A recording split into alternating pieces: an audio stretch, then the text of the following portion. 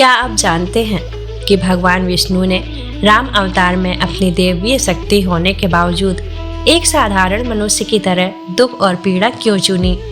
आखिर क्यों विष्णु पुराण में राम अवतार को सबसे कठिन और मर्यादापूर्ण माना गया है? चलिए जानते हैं आज की इस विशेष गाथा में। जय श्री कृष्ण दोस्तों, विष्णु पुराण की इस पावन यात्रा में आप सभी का हार्दिक स्वागत है। अब तक हमने भगवान विष्णु के कई कल्याणकारी अवतारों की कथा सुनी, लेकिन आज से हम शुरू करने जा रहे हैं उस अवतार की गाथा जो मर्यादा पुरुषोत्तम कहलाए। विष्णु पुराण के अनुसार त्रेता युग में जब अधर्म का पलड़ा भारी होने लगा, तब स्वयं जगत के पालनहार ने रघुकुल में जन्म लिया। राम अवतार की सबसे बड़ी विशेषता यह है कि प्रभु ने यहाँ एक ईश्वर की तरह नहीं बल्कि एक आदर्श मानव के रूप में जीवन जिया, ताकि वह संसार को धैर्य, त्याग और मर्यादा का मार्ग दिखा सकें। तो आइए आज से शुरू करते हैं भाग 1, प्रभु का जन्म और बाल लीला। इस भक्तिमय यात्रा में मेरे साथ अंत तक जुड़े रहिए। त्रेता युग में पराय धन और पराई स्त्री पर मन चलाने वाले दुष्ट, चोर और जुआरी बहुत बढ़ गए। लोग माता पिता और देवताओं को नहीं मानते थे और साधुओं से सेवा करवाते थे। शिव जी कहते हैं कि हे भवानी, जिसके ऐसे आचरण हैं उन सब प्राणियों को राक्षसी समझना। इस प्रकार धर्म के प्रति अतिशय ग्लानि को देखकर पृथ्वी अत्यंत भयभीत एवं व्याकुल हो गई। वह सोचने लगी कि पर्वतों, नदियों और समुद्रों का बोझ मुझे इतना भारी नहीं जान पड़ता जितना भारी मुझे एक परद्रोही लगता है। पृथ्वी सारे धर्मों को विपरीत देख रही थी, पर रावण से भयभीत हुई वह कुछ बोल नहीं सकती। हृदय में सोच विचार कर गौ का रूप धारण कर धरती वहां गई जहां सब देवता और मुनि छिपे थे। पृथ्वी ने रोककर उनको अपना दुख सुनाया, पर किसी से कुछ काम न बना। तब देवता, मुनि और गंधर्व सब मिलकर ब्रह्मा जी के लोक को गए। भय और शोक से अत्यंत व्याकुल बेचारी पृथ्वी भी गौ का शरीर धारण किए हुए उनके साथ थी। ब्रह्मा जी सब जान गए। उन्होंने मन में अनुमान किया कि इसमें मेरा कुछ भी वश नहीं चलने वाला। तब उन्होंने पृथ्वी से कहा कि जिसकी तू दासी है वही अविनाशी हमारा और तुम्हारा दोनों का सहायक है। ब्रह्मा जी ने कहा, हे धरती, मन में धीरज धारण करके श्री हरि के चरणों का स्मरण करो। प्रभु अपने दासों की पीड़ा को जानते हैं, वह तुम्हारी कठिन विपत्ति का नाश करेंगे। सब देवता बैठकर विचार करने लगे कि प्रभु को कहाँ पावे ताकि उनके सामने पुकार करें।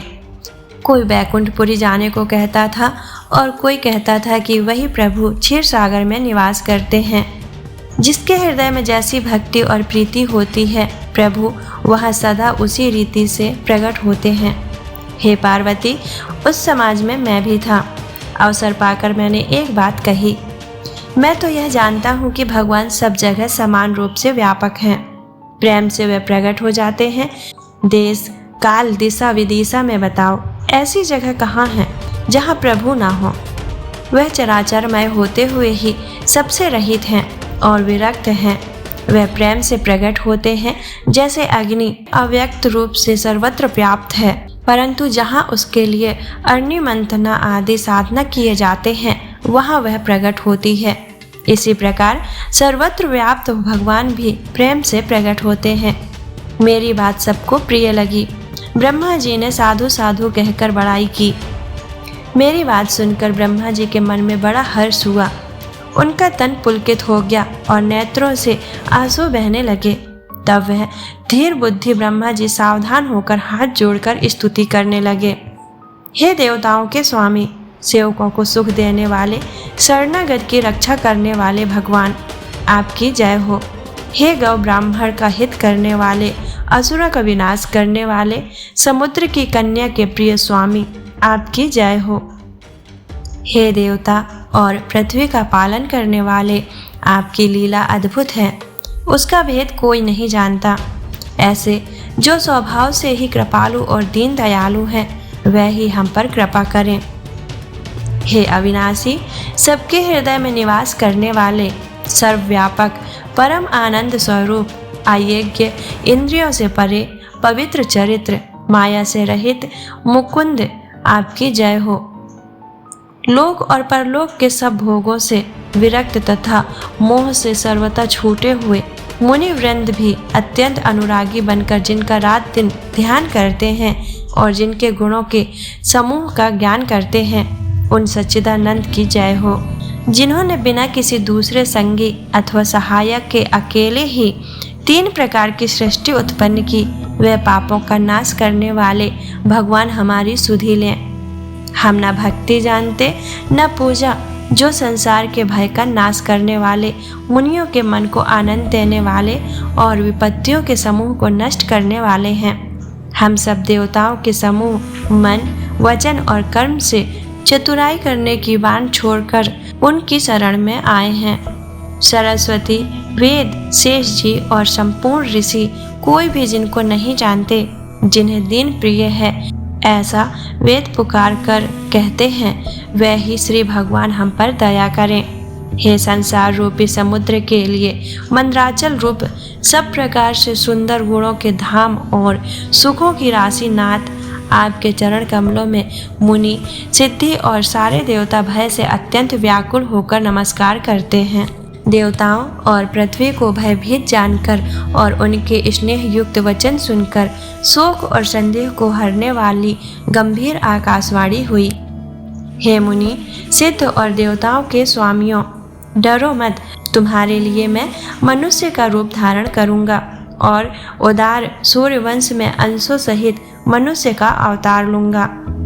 कश्यप और अदिति ने बड़ा भारी तप किया था, मैं पहले ही उनको वर दे चुका हूँ।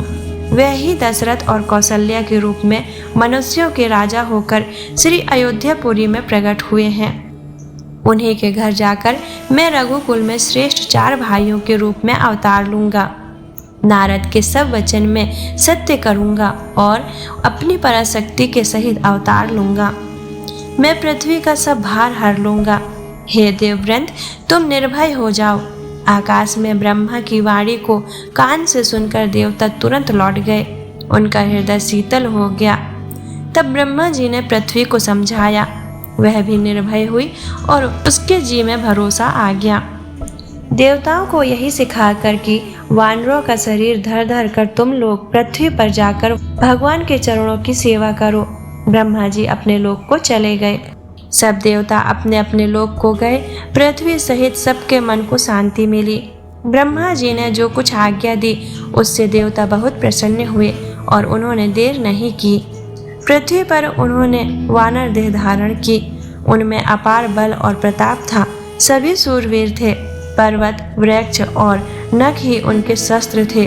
वे धीर बुद्धि वाले वानर रूप देवता भगवान की आने की राह देखने लगे। वे वानर पर्वतों और जंगलों में जहाँ तहाँ अपनी अपनी सुंदर सेना बनाकर भरपूर छा गए। यह सब सुंदर चरित्र मैंने कहा। अब वह चरित्र सुनो जिसे बीच में ही छोड़ दिया था। अवधपुरी में रघुकुल शिरोमणि दशरथ नाम के राजा हुए, जिनका नाम वेदों में विख्यात है। वह धर्म धुरंधर, गुणों के भंडार और ज्ञानी थे। उनके हृदय में सारंग धनुष धारण करने वाले भगवान की भक्ति थी और उनकी बुद्धि भी उन्हीं में लगी रहती थी। उनकी कौशल्या आदि प्रिय रानियां सभी पवित्र आचरण वाली थीं, बड़ी विनीत और पति के अनुकूल चलने वाली थीं और श्रीहरि के चरण कमलों में उनका दृढ़ प्रेम था। एक बार राजा के मन में बड़ी ग्लानि हुई कि मेरे पुत्र नहीं हैं। राजा तुरंत ही गुरु के घर गए और चरणों में प्रणाम कर बहुत विनय की। राजा ने अपना सारा सुख दुख गुरु को सुनाया। गुरु वशिष्ठ जी ने उन्हें बहुत प्रकार से समझाया और कहा, धीरज धरो, तुम्हारे 4 पुत्र होंगे जो तीनों लोकों में प्रसिद्ध और भक्तों के भय को हरने वाले होंगे। वशिष्ठ जी ने श्रृंगी ऋषि को बुलवाया और उनसे शुभ पुत्र कामेष्टि यज्ञ कराया। मुनि के भक्ति सहित आहुतियां देने पर अग्निदेव हाथ में चरु लेकर प्रकट हुए और दशरथ जी से बोले, वशिष्ठ ने हृदय में जो कुछ विचारा था, तुम्हारा वह सब काम सिद्ध हो गया। हे राजन, अब तुम जाकर इस पायस को जिसको जैसा उचित हो वैसा भाग बनाकर बांट दो। तदनंतर अग्निदेव सारी सभा को समझाकर अंतर्ध्यान हो गए। राजा परमानंद में मग्न हो गए। उनके हृदय में हर्ष समाता न था। उसी समय राजा ने अपनी प्यारी पत्नियों को बुलाया। कौशल्या आदि सभी रानियां वहां चली आईं।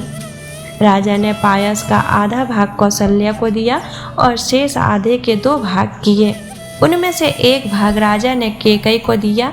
शेष जो बच रहा था उसके फिर 2 भाग हुए और राजा ने उनको कौशल्या और कैकेयी के हाथ पर रखकर अर्थात उनकी अनुमति लेकर और इस प्रकार उनका मन प्रसन्न करके सुमित्रा को दिया। इस प्रकार सब स्त्रियां गर्भवती हुई। वह हृदय में बहुत हर्षित हुई। उन्हें बड़ा सुख मिला। जिस दिन से श्री हरि गर्भ में आए सब लोगों में सुख शांति संपत्ति छा गई। शोभाशील और तेज की खान सब रानियां महल में सुशोभित हुई। इस प्रकार कुछ समय सुखपूर्वक बीता और वह अवसर आ गया जिसमें प्रभु को प्रकट होना था। योग, लग्न, ग्रहवार और तिथि सभी अनुकूल हो गए। जड़ और चेतन सब हर्ष से भर गए क्योंकि श्री राम का जन्म सुख का मूल है। पवित्र चैत्र का महीना था। नवमी तिथि थी। शुक्ल पक्ष और भगवान का प्रिय अभिजीत मुहूर्त था। दोपहर का समय था। न बहुत सर्दी थी, न धूप, न गर्मी थी। वह पवित्र समय सब लोगों को शांति देने वाला था। शीतल, मंद और सुगंधित पवन बह रहा था। देवता हर्षित थे और संतों के मन में बड़ा चाव था। वन फूले हुए थे। पर्वतों के समूह मणियों से जगमगा रहे थे और सारी नदियां अमृत की धारा बहा रही थीं। जब ब्रह्मा जी ने वह भगवान के प्रकट होने का अवसर जाना तब उनके समेत सारे देवता विमान सजा सजा कर चले। निर्मल आकाश देवताओं के समूहों से भर गया। गंधर्वों के दल गुणों का गान करने लगे और सुंदर अंजलियों में सजा सजा कर पुष्प बरसाने लगे। आकाश में घमाघम नगाड़े बजने लगे। नाग मुनि और देवता स्तुति करने लगे और बहुत प्रकार से अपनी अपनी सेवा भेंट करने लगे। देवताओं के समूह विनती करके अपने अपने लोक में जा पहुँचे। समस्त लोगों को शांति देने वाले जगत के पालन करता प्रभु प्रकट हुए। दीनों पर दया करने वाले कौशल्या जी के हितकारी कृपालु प्रभु प्रकट हुए। मुनियों के मन को हरने वाले उनके अद्भुत रूप का विचार करके माता हर्ष से भर गई। नेत्रों को आनंद देने वाला मेघ के समान श्याम शरीर था। चारों भुजाओं में अपने आयुध धारण किए हुए थे। दिव्य आभूषण और वनमाला पहने थे। बड़े बड़े नेत्र थे। इस प्रकार शोभा के समुद्र तथा खर राक्षस को मारने वाले भगवान प्रकट हुए। दोनों हाथ जोड़कर माता कहने लगी, हे अनंत, मैं किस प्रकार तुम्हारी स्तुति करूं? वेद और पुराण तुमको माया, गुण और ज्ञान से परे और परिमाण रहित बतलाते हैं। श्रुतियाँ और संत जन दया और सुख का समुद्र, सब गुणों का धाम कहकर जिनका गान करते हैं, वही भक्तों का प्रेम करने वाले लक्ष्मीपति भगवान मेरे कल्याण के लिए प्रकट हुए हैं। वेद कहते हैं कि तुम्हारे प्रत्येक रोम में माया के रचे हुए अनेकों ब्रह्मांडों के समूह हैं। वह तुम मेरे गर्भ में रहे। इस हंसी की बात के सुनने पर धीर विवेकी पुरुषों की बुद्धि भी स्थिर नहीं रहती। जब माता को ज्ञान उत्पन्न हुआ तब प्रभु मुस्कुराए। वह बहुत प्रकार के चरित्र करना चाहते हैं, अतः उन्होंने पूर्व जन्म की सुंदर कथा कहकर माता को समझाया, जिससे उन्हें पुत्र का वात्सल्य प्रेम प्राप्त हो, भगवान के प्रति पुत्र भाव हो जाए। माता की वह बुद्धि बदल गई। तब वह फिर बोली, हे तात, यह रूप छोड़कर अत्यंत प्रिय बाल लीला करो। मेरे लिए यह सुख परम अनुपम होगा। माता का यह वचन सुनकर देवताओं के स्वामी सुजान भगवान ने बालक रूप होकर रोना शुरू कर दिया। तुलसीदास जी कहते हैं, जो इस चरित्र का गान करते हैं वह श्री हरि का पद पाते हैं और फिर संसार रूपी कूप में नहीं गिरते। ब्राह्मण, गौ, देवता और संतों के लिए भगवान ने मनुष्य का अवतार लिया। वह अज्ञानमयी मलिना माया और उसके गुण सत रज तम और बाहरी तथा भीतरी इंद्रियों से परे हैं। उनका दिव्य शरीर अपनी इच्छा से ही बना है, किसी कर्म बंधन से परवश होकर त्रिगुणात्मक भौतिक पदार्थों के द्वारा नहीं। बच्चे की रोने की बहुत ही प्यारी ध्वनि सुनकर सब रानियां उतावली होकर दौड़ी चली आईं। दासियां हर्षित होकर जहां तहां दौड़ी। सारे पुरवासी आनंद में मग्न हो गए। राजा दशरथ जी पुत्र का जन्म कानों से सुनकर मानो ब्रह्मानंद में समा गए। मन में अतिशय प्रेम है, शरीर पुलकित हो गया। आनंद में अधीर हुई बुद्धि और धीरज देकर और प्रेम में शिथिल हुए शरीर को संभाल कर वे उठना चाहते हैं। जिनका नाम सुनने से ही कल्याण होता है, वही प्रभु मेरे घर आए हैं। यह सोचकर राजा का मन परम आनंद से पूर्ण हो गया। उन्होंने बाजे वालों को बुलवाकर कहा कि बाजा बजाओ। गुरु वशिष्ठ जी के पास बुलावा गया। वे ब्राह्मणों को साथ लिए राजद्वार पर आए। उन्होंने जाकर अनुपम बालक को देखा, जो रूप की राशि है और जिसके गुण कहने से समाप्त नहीं होते। फिर राजा ने नांदी मुख श्राद्ध करके सब जाति कर्म संस्कार आदि किए और ब्राह्मणों को सोना, गौ, वस्त्र और मणियों का दान दिया। ध्वजा, पताका और तोरणों से नगर छा गया। जिस प्रकार से वह सजाया गया, उसका तो वर्णन ही नहीं हो सकता। आकाश से फूलों की वर्षा हो रही थी। सब लोग ब्रह्मानंद में मग्न हैं। स्त्रियां झुंड के झुंड मिलकर चली। स्वाभाविक श्रृंगार किए ही वह उठ दौड़ी। सोने का कलश लेकर और थालों में मंगल द्रव्य भरकर गाती हुई राजद्वार में प्रवेश करती हैं। वह आरती करके निछावर करती हैं और बार बार बच्चे के चरणों पर गिरती हैं। मगाध, सूत, बंदीजन और गवैये रघुकुल के स्वामी के पवित्र गुणों का गान करते हैं। राजा ने सब किसी को भरपूर दान दिया। जिसने पाया उसने भी नहीं रखा, लुटा दिया। नगर की सभी गलियों के बीच बीच में कस्तूरी, चंदन और केसर की कीच मच गई। घर घर मंगलमय बधाव बजने लगा, क्योंकि शोभा के मूल भगवान प्रकट हुए हैं। नगर के स्त्री पुरुषों के झुंड जहां तहां आनंद मग्न हो रहे हैं। कैकेयी और सुमित्रा, इन दोनों ने भी सुंदर पुत्रों को जन्म दिया। उस सुख संपत्ति, समय और समाज का वर्णन सरस्वती और सर्पों के राजा शेष जी भी नहीं कर सकते। अवधपुरी इस प्रकार सुशोभित हो रही है, मानो रात्रि प्रभु से मिलने आई हो और सूर्य को देखकर मानो मन में सकचा रही हो। परंतु फिर भी मन में विचार कर वह मानो संध्या बनकर रह गई हो। अगर कि धूप का बहुत सा धुआं मानो संध्या का अंधकार है और जो अबीर उड़ रहा है वह उसकी लालाई है। महलों में जो मणियों के समूह है वह मानो तारागढ़ है। राजमहल का जो कलश है वही मानो श्रेष्ठ चंद्रमा है। राजभवन में जो अति कोमल वाणी से वेद ध्वनि हो रही है वही मानो समय अनुकूल सनी हुई पक्षियों की चहचहाहट है। यह कौतुक देखकर सूर्य भी अपनी चाल भूल गए। 1 महीना उन्होंने जाता हुआ न जाना, अर्थात उन्हें 1 महीना वहीं बीत गया। महीने भर दिन हो गया। इस रहस्य को कोई नहीं जानता।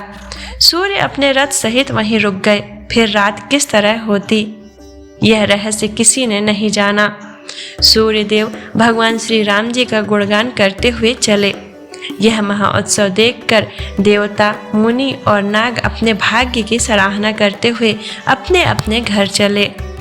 हे पार्वती, तुम्हारी बुद्धि श्री राम जी के चरणों में बहुत दृढ़ है, इसीलिए मैं और भी अपनी एक चोरी की बात कहता हूँ, सुनो। काकभुसुंडी और मैं दोनों वहाँ साथ साथ थे, परंतु मनुष्य रूप में होने के कारण हमें कोई नहीं जान सका। परम आनंद और प्रेम के सुख में फूले हुए हम मग्न मन से गलियों में तन मन की सुधि भूले हुए फिरते थे, परंतु यह शुभ चरित्र वही जान सकता है जिस पर श्री राम जी की कृपा हो। उस अवसर पर जो जिस प्रकार आया और जिसके मन को जो अच्छा लगा, राजा ने उसे वही दिया। हाथी, रथ, घोड़े, सोना, गाय, हीरे और भांति भांति के वस्त्र राजा ने दिए। राजा ने सबके मन को संतुष्ट किया। इसी से सब लोग जहाँ तहाँ आशीर्वाद दे रहे थे, सब पुत्र चिरंजीवी हों। इस प्रकार कुछ दिन बीत गए। दिन और रात जाते हुए जान नहीं पड़ते। तब नामकरण संस्कार का समय जानकर राजा ने ज्ञानी मुनि श्री वशिष्ठ जी को बुलावा भेजा। मुनि की पूजा करके राजा ने कहा, हे मुनि, आपने मन में जो विचार रखे हो वे नाम रखिए। मुनि ने कहा, हे राजन, इनके अनुपम नाम हैं, फिर भी मैं अपनी बुद्धि के अनुसार कहूँगा। यह जो आनंद के समुद्र और सुख की राशि हैं, जिस आनंद सिंधु के एक कण से तीनों लोग सुखी होते हैं, उन आपके सबसे बड़े पुत्र का नाम राम है, जो सुख का भवन और संपूर्ण लोकों को शांति देने वाला है। जो संसार का भरण पोषण करते हैं, उन आपके दूसरे पुत्र का नाम भरत होगा, जिनके स्मरण मात्र से शत्रु का नाश होता है। उनका वेदों में प्रसिद्ध शत्रुघ्न नाम होगा। जो शुभ लक्षणों के धाम श्री राम जी के प्यारे और सारे जगत के आधार हैं, गुरु वशिष्ठ जी ने उनका लक्ष्मण ऐसा श्रेष्ठ नाम रखा। गुरु जी ने हृदय में विचार कर ये नाम रखे और कहा, हे राजन, तुम्हारे चारों पुत्र वेद के तत्व साक्षात परतपर भगवान हैं, जो मुनियों के धन, भक्तों के सर्वस्व और शिव जी के प्राण हैं। उन्होंने इस समय तुम लोगों के प्रेमवश बाल लीला के रस में सुख माना है। बचपन से ही श्री रामचंद्र जी को अपना परम हितैषी स्वामी जानकर लक्ष्मण जी ने उनके चरणों में प्रीति जोड़ ली। भरत और शत्रुघ्न दोनों भाइयों में स्वामी और सेवक की जिस प्रीति की प्रशंसा है, वैसी प्रीति हो गई। श्याम और गोर शरीर वाली दोनों सुंदर जोड़ियों को शोभा को देखकर माताएं तृण तोड़ती हैं। यो तो चारों ही पुत्र शील, रूप और गुण के धाम हैं, तो भी सुख के समुद्र श्री रामचंद्र जी सबसे अधिक हैं। उनके हृदय में कृपा रूपी चंद्रमा प्रकाशित है। उनकी मन को हरने वाली हंसी उस पर कृपा रूपी चंद्रमा की किरणों को सूचित करती हैं। कभी गोद में लेकर और कभी उत्तम पालने में लिटाकर माता प्यारे ललना कहकर दुलार करती हैं। जो सर्वव्यापक, निरंजन, माया रहित, निर्गुण, विनोद रहित और अजन्मे ब्रह्मा है, वही प्रेम और भक्ति के वश कौशल्या जी की गोद में खेल रहे हैं। उनके नील कमल और गंभीर जल से भरे हुए मेघ के समान श्याम शरीर में करोड़ों कामदेवों की शोभा है। लाल लाल चरण कमलों के नखों की शुभ्र ज्योति ऐसे मालूम होती है जैसे लाल कमल के पत्तों पर मोती स्थिर हो गए हों। चरण तलों में वज्र, ध्वजा और अंकुश के चिन्ह शोभित हैं। नूपुर की ध्वनि सुनकर मुनियों का भी मन मोहित हो जाता है। कमर में करधनी और पेट पर 3 रेखाएं हैं। नाभि की गंभीरता को तो वही जानते हैं जिन्होंने उसे देखा है। बहुत से आभूषणों से सुशोभित विशाल भुजाएं हैं। हृदय पर बाघ के नख की बहुत ही निराली छटा है। छाती पर रत्नों से युक्त मणियों की हार की शोभा और ब्राह्मण के चरण चिन्ह को देखते ही मन लुभा जाता है। कंठ शंख के समान उतार चढ़ाव वाला 3 रेखाओं से सुशोभित है और थोड़ी बहुत ही सुंदर, और मुख पर असंख्य कामदेवों की छटा छा रही है। 2 सुंदर दांतुलियां हैं। लाल लाल होंठ हैं। नासिका और तिलक के सौंदर्य का वर्णन ही कौन कर सकता है। सुंदर कान और बहुत ही सुंदर गाल हैं। मधुर तोतले शब्द बहुत ही प्यारे लगते हैं। जन्म के समय से ही रखे हुए चिकने और घुंघराले बाल हैं, जिनको माता ने बहुत प्रकार से बनाकर संवार दिया है। शरीर पर पीली झंगुली पहनाई हुई है। उनका घुटनों और हाथों के बल चलना मुझे बहुत ही प्यारा लगता है। उनके रूप का वर्णन वेद और शेष जी भी नहीं कर सकते। उसे वही जानता है जिसने कभी स्वप्न में भी देखा हो। जो सुख के पुंज, मोह से परे तथा ज्ञान, वाणी और इंद्रियों से अतीत हैं, वह भगवान दशरथ कौशल्या के अत्यंत प्रेम के वश होकर पवित्र बाल लीला करते हैं। इस प्रकार संपूर्ण जगत के माता पिता श्री राम जी अवधपुरी के निवासियों को सुख देते हैं, जिन्होंने श्री रामचंद्र जी के चरणों में प्रीति जोड़ी है। हे भवानी, उनकी यह प्रत्यक्ष गति है कि भगवान उनके प्रेम वश बाल लीला करके उन्हें आनंद दे रहे हैं। श्री रघुनाथ जी से विमुख रहकर मनुष्य चाहे करोड़ों उपाय करे, परंतु उसका संसार बंधन कौन छुड़ा सकता है, जिसने सब चराचर जीवों को अपने वश में कर रखा है। वह माया भी प्रभु से भय खाती है। भगवान उस माया को भों के इशारे पर नचाते हैं। ऐसे प्रभु को छोड़कर कहो किसका भजन किया जाए। मन, वचन और कर्म से चतुराई छोड़कर भजते ही श्री रघुनाथ जी कृपा करेंगे। इस प्रकार से प्रभु श्री रामचंद्र जी ने बाल क्रीड़ा की ओर समस्त नगर निवासियों को सुख दिया। कौशल्या जी कभी उन्हें गोद में लेकर हिलाती डुलाती और कभी पालने में लिटाकर झुलाती थीं। प्रेम में मग्न कौशल्या जी रात और दिन का बीतना नहीं जानती थीं। पुत्र के स्नेहवश माता उनके बाल चरित्रों का गान किया करती हैं। एक बार माता ने श्री रामचंद्र जी को स्नान कराया और श्रृंगार करके पालने पर पौड़ा दिया। फिर अपने कुल के इष्ट देव भगवान की पूजा के लिए स्नान किया। पूजा करके नैवेद्य चढ़ाया और स्वयं वहां गई जहां रसोई बनाई गई थी। फिर माता वहीं पूजा के स्थान पर लौट आई और वहां आने पर पुत्र को इष्ट देव भगवान के लिए चढ़ाए हुए नैवेद्य का भोजन करते देखा। माता भयभीत होकर पालने में सोया था, यहाँ किसने लाकर बैठा दिया, इस बात से डरकर पुत्र के पास गई तो वहाँ बालक को सोया हुआ देखा। फिर पूजा स्थान पर लौटकर देखा कि वही पुत्र वहाँ भोजन कर रहा है। उनके हृदय में कंप होने लगा और मन को धीरज नहीं होता। वह सोचने लगी कि यहाँ और वहाँ मैंने दो बालक देखे, यह मेरी बुद्धि का भ्रम है या और कोई विशेष कारण है। प्रभु श्री रामचंद्र जी माता को घबराई हुई देखकर मधुर मुस्कान से हंस दिए। फिर उन्होंने माता को अपना अखंड अद्भुत रूप दिखलाया, जिसके एक एक रोम में करोड़ों ब्रह्मांड लगे हुए हैं। अनगिनत सूर्य, चंद्रमा, शिव, ब्रह्मा, बहुत से पर्वत, नदियाँ, समुद्र, पृथ्वी, वन, काल, कर्म, गुण, ज्ञान और स्वभाव देखे और वे पदार्थ भी देखे जो कभी सुने भी ना थे। सब प्रकार से बालवती माया को देखा कि वह भगवान के सामने अत्यंत भयभीत हाथ जोड़े खड़ी है।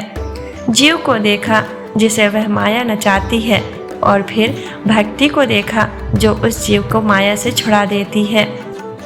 माता का शरीर पुलकित हो गया, मुख से वचन नहीं निकलता। तब आंखें मूंदकर उसने श्री रामचंद्र जी के चरणों में सिर नवाया। माता को आश्चर्यचकित देखकर घर के शत्रु श्री राम जी फिर बाल रूप में हो गए। माता से स्तुति भी नहीं की जाती। वह डर गई कि मैंने जगत पिता परमात्मा को पुत्र करके जाना। श्री हरि ने माता को बहुत प्रकार से समझाया और कहा, हे माता सुनो, यह बात कहीं पर कहना नहीं। कौशल्या जी बार बार हाथ जोड़कर विनय करती हैं, हे प्रभु मुझे आपकी माया अब कभी ना व्यापे। भगवान ने बहुत प्रकार से बाल लीलाएं की और अपने सेवकों को अत्यंत आनंद दिया। कुछ समय बीतने पर चारों भाई बड़े होकर कुटुंबियों को सुख देने वाले हैं। तब गुरुजी ने जाकर चूड़ा कर्म संस्कार किया। ब्राह्मणों ने फिर बहुत सी दक्षिणा पाई। चारों सुंदर राजकुमार बड़े ही मनोहर अपार चरित्र करते फिरते हैं। जो मन, वचन और कर्म से अगोचर हैं, वही प्रभु दशरथ जी के आंगन में विचर रहे हैं। भोजन करने के समय जब राजा बुलाते हैं तब वह अपने बाल सखाओं के समाज को छोड़कर नहीं आते। कौशल्या जब बुलाने जाती हैं तब प्रभु ठुमक ठुमक भाग चलते हैं। जिनका वेद नीति इतना ही नहीं कहकर निरूपण करते हैं और शिव जी ने जिनका अंत नहीं पाया, माता उन्हें हठ पूर्वक पकड़ने के लिए दौड़ती हैं। वे शरीर में धूल लपेटे हुए आए और राजा ने हंसकर उन्हें गोद में बैठा लिया। भोजन करते हैं पर चित्त चंचल है। अवसर पाकर मुंह में दही भात लपटाए किलकारी मारते हुए इधर उधर भाग चले। श्री रामचंद्र जी की बहुत ही सरल और सुंदर मन भावनी बाल लीलाओं का सरस्वती, शेष जी, शिव जी और वेदों ने गान किया है। जिनका मन इन लीलाओं में अनुरक्त नहीं हुआ, विधाता ने उन मनुष्यों को वंचित कर दिया। ज्यों ही सब भाई कुमार अवस्था के हुए, त्यों ही गुरु, पिता और माता ने उनका यज्ञोपवीत संस्कार कर दिया। श्री रघुनाथ जी भाइयों सहित गुरु के घर में विद्या पढ़ने गए और थोड़े ही समय में उनको सब विद्याएं आ गई। चारों वेद जिनके स्वाभाविक श्वास हैं वह भगवान पढ़े, यह बड़ा कौतुक है। चारों भाई विद्या, विनय, गुण और शील में बड़े निपुण हैं और सब राजाओं की लीलाओं के ही खेल खेलते हैं। हाथों में बाण और धनुष बहुत ही शोभा देते हैं। रूप देखते ही चराचर मोहित हो जाते हैं। वह सब भाई जिन गलियों में खेलते हैं, निकलते हुए हैं, उन गलियों के सभी स्त्री पुरुष उनको देखकर स्नेह से शिथिल हो जाते हैं अथवा ठिठक कर रह जाते हैं। कौशलपुर के रहने वाले स्त्री पुरुष, बूढ़े और बालक सभी को कृपालु श्री रामचंद्र जी प्राणों से भी बढ़कर प्रिय लगते हैं। श्री रामचंद्र जी भाइयों और इष्ट मित्रों को बुलाकर साथ ले लेते हैं और नित्य वन में जाकर शिकार खेलते हैं। मन में पवित्र समझकर मृगों को मारते हैं और प्रतिदिन लाकर राजा दशरथ जी को दिखलाते हैं। जो मृग श्री राम जी के बाण से मारे जाते थे वह शरीर छोड़कर देवलोक को चले जाते थे। श्री रामचंद्र जी अपने छोटे भाइयों और सखाओं के साथ भोजन करते हैं और माता पिता की आज्ञा का पालन करते हैं। जिस प्रकार नगर के लोग सुखी हों, कृपा निधान श्री रामचंद्र जी वही सहयोग करते हैं। वह मन लगाकर वेद पुराण सुनते हैं और फिर स्वयं छोटे भाइयों को समझाकर कहते हैं। श्री रघुनाथ जी प्रातः काल उठकर माता पिता और गुरु को मस्तक नवाते हैं और आज्ञा लेकर नगर का काम करते हैं। उनके चरित्र देख देख कर राजा मन में बड़े हर्षित होते हैं। जो व्यापक, अकल, इच्छा रहित, अजन्मा और निर्गुण है तथा जिनका न नाम है न रूप, वही भगवान भक्तों के लिए नाना प्रकार के अनुपम चरित्र करते हैं। यह सब चरित्र मैंने गाकर बखान कहा। अब आगे की कथा मन लगाकर सुनो। ज्ञानी महामुनि विश्वामित्र जी वन में शुभ आश्रम जानकर बसते थे, जहाँ वह मुनि जप, यज्ञ और योग करते थे, परंतु मारीच और सुबाहु से बहुत डरते थे। यज्ञ देखते ही राक्षस दौड़ पड़ते थे और उपद्रव मचाते थे, जिससे मुनि बहुत दुख पाते थे। गाधी के पुत्र विश्वामित्र जी के मन में चिंता छा गई कि यह पापी राक्षस भगवान के मारे बिना नहीं मरेंगे। तब श्रेष्ठ मुनि ने मन में विचार किया कि प्रभु ने पृथ्वी का भार हरने के लिए अवतार लिया है। इसी बहाने जाकर मैं उनके चरणों का दर्शन करूं और विनती करके दोनों भाइयों को ले आऊं।